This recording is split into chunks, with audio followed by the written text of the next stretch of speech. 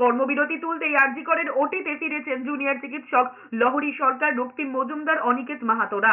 এক মহিলা রোগীর অবস্ট্রাকশন অ্যাম্বেলিক্যাল হার্নিয়ার অস্ত্রোপচার করেছেন শল্য চিকিৎসক লহরী সরকার, রক্তিম মজুমদার।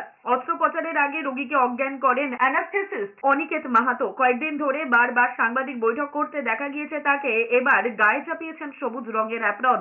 9 অগস্ট আরজি করের হাসপাতালের জরুরি বিভাগের 4 তলার সেমিনার হলেই উদ্ধার হয়েছিল চিকিৎসকদের দেহ। প্রতিবাদে কর্মবিরতির ডাক দিয়েছিলেন জুনিয়র চিকিৎসকেরা। তারপর থেকে আন্দোলনের মঞ্চে তারা। যদিও রবিবার করে অভয়া ক্লিনিক করে রোগী দেখেছেন তারা। সরকারি হাসপাতালের জরুরি বিভাগ সহ অন্যান্য বিভাগের কাজ দেখেছেন সিনিয়র চিকিৎসকেরা। আর এবার সেই আরজি কর হাসপাতাল শনিবার সকাল থেকে ফিরেছে পুরনো চেনা ছন্দে।